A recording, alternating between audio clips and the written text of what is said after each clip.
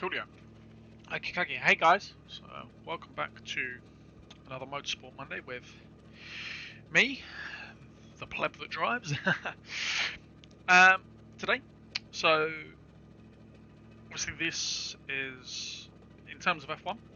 We're currently in the middle of a double header.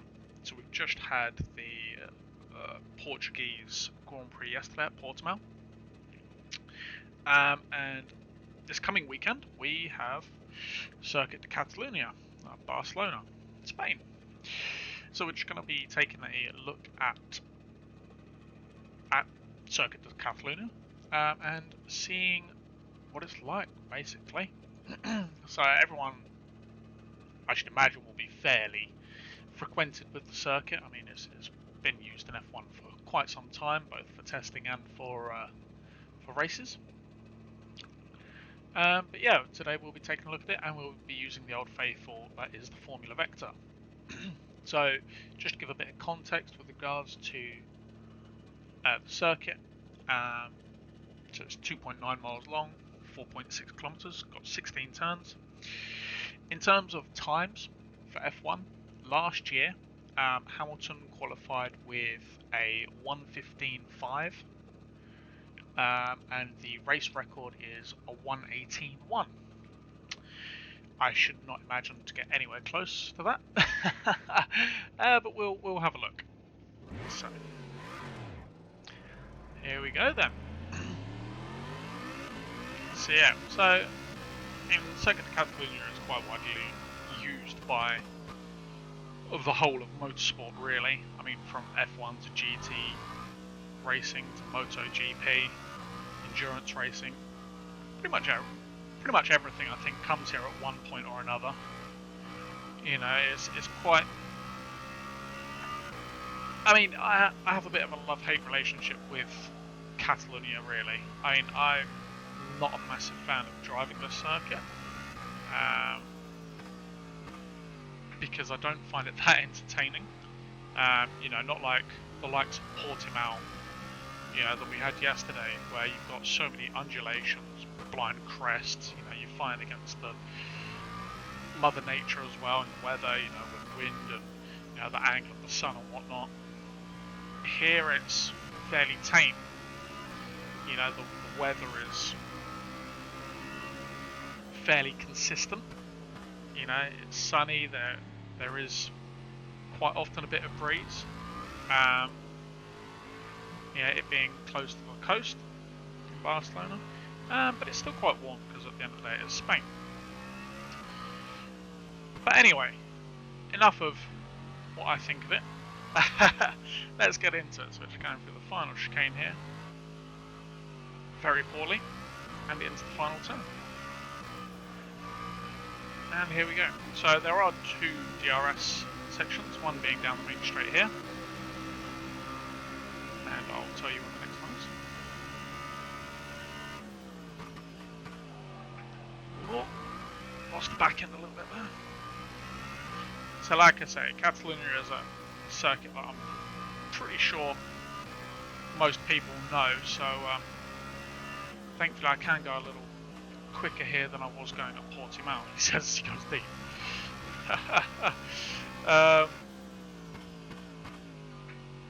Believe it or not, that jumpiness that you're seeing there, that's actually the bumps in the road. So this circuit does come with Assetto Corsa. I've not downloaded this asset, so this is a game asset. Unlike the car, of course, Formula Vector by Jackaman 3. Link in the description below to the download. So Catalunya is also quite what I think of as a bit of a soft circuit, in that, unlike a few other circuits on the calendar, like Portimao, again, track limits are fairly nice. Basically, you're looking at the AstroTurf on the outside, which will please so many F1 fans. You know, that once again, we won't be just straight up looking at the white lines.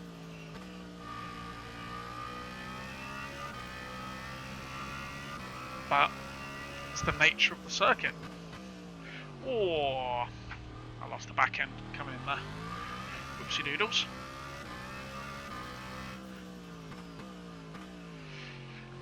So,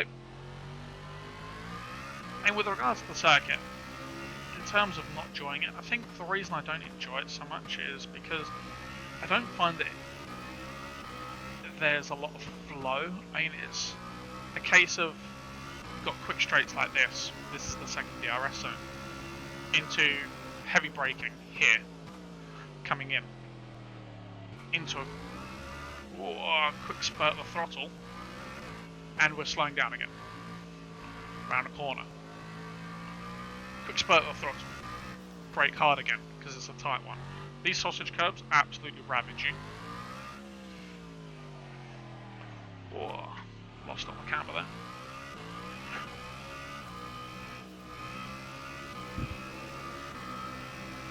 So yeah, so it's not overly flowing, and it is, as you've seen with the mistakes that I've made, I'm not really getting punished all that much. You know, it's not like I'm going to get beached in a gravel trap for it. Yeah, I mean, like here, turn 1 and 2, you can cut across there quite happily without getting damaged. Turn 3, nice and long, you can run deep in here, hang around the outside. You've even got track on the outside there on the left. 4, it's fairly tight. You can make mistakes there. You can run deep and you will suffer in terms of time, but again, the track is so wide that you're going to be let off. Quick spurt down and another heavy braking section. Section. Quick left right. Brake. I broke a bit hard there. You don't have to brake that hard. You're coming into the second, what's essentially the back straight, it's the second DRS zone, down to a heavy braking zone. Because this one is a tight. Although you can abuse, you see how far I had to go to get an invalid lap there. I had to go all the way to the other side of the AstroTurf. And the thing is that if they are using what the circuit defines as track limits, rather than the white lines, then you're going to find a lot of running wide, especially there on the last corner. That's another point. You know, wherever you see AstroTurf on the exit, you're going to see that used heavily. And because this is a circuit that is utilised a lot, oh my goodness, I was a bit late on the brakes there. Because this is a circuit that's used a lot, all over motorsport, there is a lot of data on it, so the teams know what they can get away with and where they can get away with it. Yeah, this is quite tight here, keeping it tight, brake, and then as we run out of here, there's an AstroTurf on the right hand side, which we can utilise quite thoroughly. I took it quite tame there, but just making the point. Here, slow down, we can cut quite nicely there. On the right, there was a sausage curb, which will punish you. Here, again, Astro, into the second DRS zone. Heavy braking, into the tight left. But on the outside of the tight left, what have you got? More Astro. So just driving over there so you can actually see it. Or get punished there a little bit by running wide. But again, on the exit, Astro, slowing down. You get punished by cutting. If you cut that one with the sausage and with the left hand here. And with the right hand again. But again, on the exit, Astro. Final corner, Astro. So there's a lot of space for people to take. I was going to say that. For people to take the nick. So expect to see it come the weekend. You know, you never know. We might be in another situation where Norris puts in a blinding lap ever so slightly oversteps, but I shouldn't. I should hope not. Oh my goodness, I outbroke myself majorly there.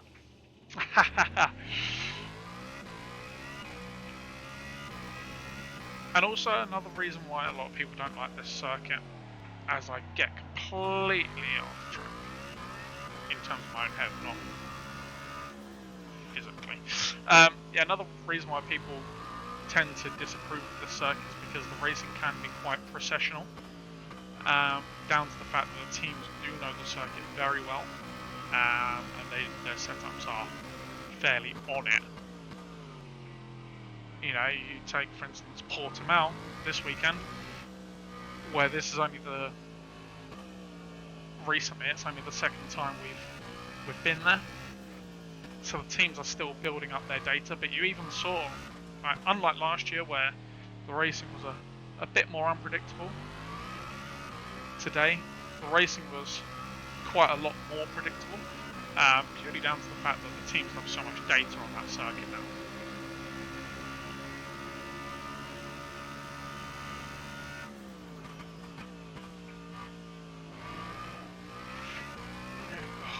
You can actually, I wouldn't advise on turn 1 to hook the Astro on the inside. Turn 2 on the left you can. See, turn 3 is quite long, you tend to just hang it out. Before, you want to try and keep fairly tight because you want to set up on bulk down to here. I mean, I've taken this a bit slow, I've broken a bit hard, and you want to get on the throttle a lot earlier. You do want to maximise track limits here. The time is found by maximising your track limits, you know, like pushing like there, where you can slightly cut the curve. And again, here is another one where you can cut the curve. I'm just being a clever knob. Really.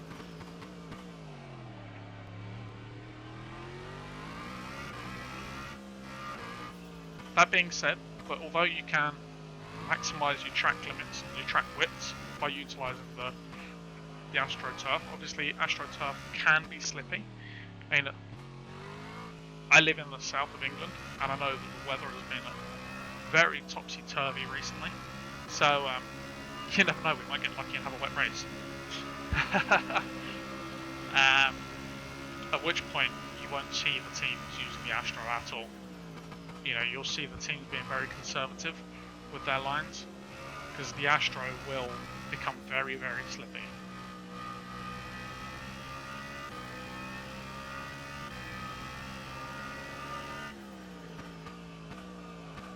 Oh, I was a bit light on the brakes there.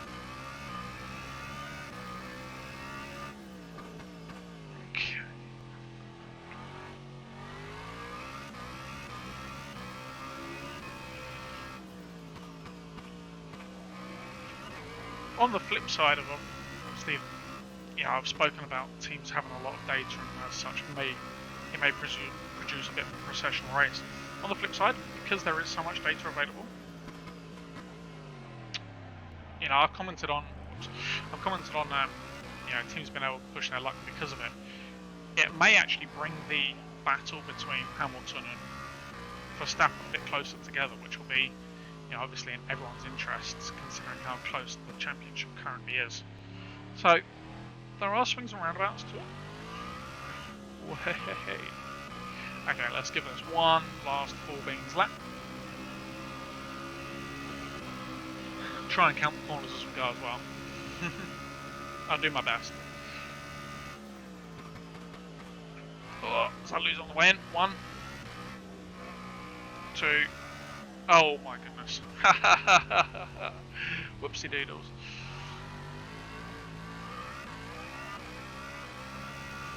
3.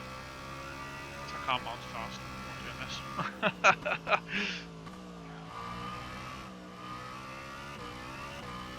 4. Oi. Losing tile up.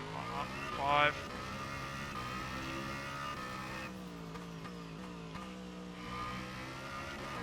6, 7, 8 into DRS. Oi! I looked away ever so slightly, because I actually realised that that wasn't 8, that was 9 into DRS. Because I missed one. So I'm going to have to do another one, just to point out the one I missed. Even though these tyres have little to no life left.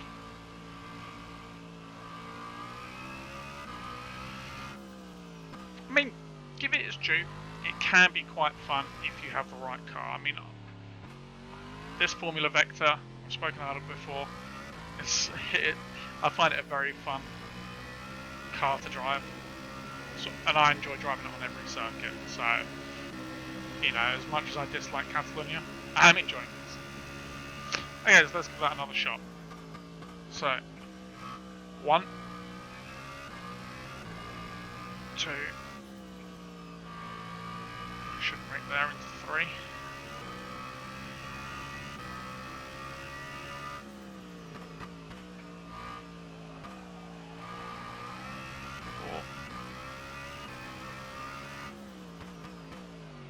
4. Whoa, losing the back on the entrance to 5. Right, so the one I missed is actually this kink here, which is 6. Into the braking zone for 7. Switch back for 8. Ease into 9, because you've got the second DRS zone on the exit. Heavy braking down to 10, because it's a sharp one. You've got lots of runoff from the outside. 11 and 12. Squirt it down to 13. Watch out for the sausage. Heavy braking into the chicane. 14, 15, again avoiding the sausages. And then set yourself up for a power through 16 and onto the back straight. Boom. Well guys, that's a little look around Catalonia anyway. I know that obviously, like I keep saying, I'm not the greatest driver in the world. Don't come here looking for great driving. I'll try and make things fun though. But yeah, hopefully that's helped you guys get some sort of insight into the circuit, what it's like, if you didn't already have insight, that is. And hopefully you all enjoy the race in this on this upcoming weekend. If you found this video fun, if you found it insightful, if you found it anything, you know, that you've enjoyed or that you like, please feel free to show the love. You know, like, comment, subscribe, ring the bell, all that funky stuff. But other than that, guys, thank you very much for joining me. It's been a pleasure as always. And I will see you on the next episode, whichever that may be. Thank you very much for watching. Catch you later, guys. Goodbye.